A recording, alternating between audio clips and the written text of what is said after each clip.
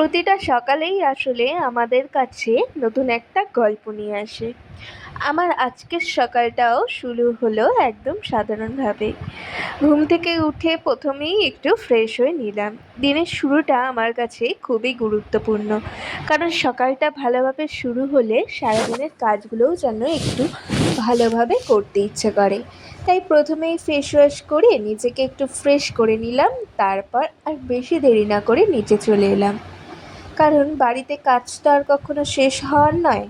তার মধ্যেই ওঠার কিছুক্ষণের মধ্যেই তোমাদের দাদাভাই বলছে সে আধা ঘন্টার মধ্যে বেরোবে। তো আমার তো কাজের তাড়া আরোই বেড়ে গেল। তো ভাবছিলাম কিভাবে আমি কমপ্লিট করব। তবে একে একে সব কিছুই কিন্তু আমি সেরে নিতে পেরেছিলাম। চলো সেই ভিডিওটাই তোমাদেরকে দেখাই। সব কিছু হয়তো আজকে ভালোভাবে ক্লিপ নিতে পারিনি, তবে চেষ্টা করেছিলাম।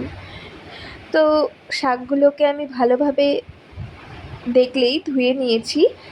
লাল শাকের মধ্যে না কেমন একটু মাটি মাটি আমার লাগছিল, তো ওটাকে ভালোভাবে ধুয়েছি। তারপরে উচ্ছেগুলো কেটে নিয়েছিলাম। তারপরে আগে ফার্স্টে উচ্ছেটা বসিয়ে দিয়েছিলাম ভাজা হতে নুন আর হলুদ দিয়ে। তো উচ্ছেটা ভালোভাবে ভাজা হওয়ার পর সেটাকে তুলে নিয়েছিলাম। তারপরেই একটু চিংড়ি মাছ দিয়ে দিয়েছিলাম তেলের মধ্যে। চিংড়ি মাছটা ভেজে একটু তুলে নিয়ে আজকে চিংড়ি মাছটা দিয়ে ভেবেছি লাল শাক করব। তারপরেই কালো জিরে আর শুকনো লঙ্কা ফোড়ন দিয়ে দিয়েছিলাম।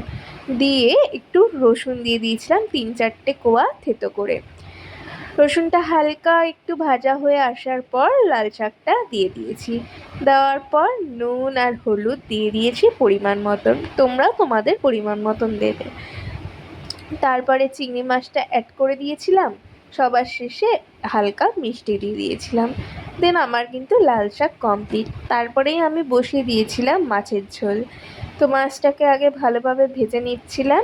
এটা কাতলা মাছ ছিল। তো মাছটা ভেজে তুলে নেওয়ার পর আলুগুলো অ্যাড করে দিয়েছিলাম। আলুটাও ভাজা হয়ে যাওয়ার পর তুলে নিয়ে তাতে দিয়ে দিয়েছি জিরে ফোড়ন আর শুকনো লঙ্কা। দেওয়ার পর হালকা একটু পেঁয়াজ কুচি দিয়ে দিয়েছিলাম। পেঁয়াজটা হালকা ভাজা ভাজা হয়ে যাওয়ার পর সাইডে আমি একটু হলুদ গুঁড়ো, আদা বাটা, ধনের গুঁড়ো, জিরের গুঁড়ো দিয়ে একটা মশলা রেডি করে রেখেছিলাম। সেটাই দিয়ে ভালোভাবে নাড়াচাড়া করে নিচ্ছিলাম যতক্ষণ মশলার কাঁচা গন্ধ না যায়।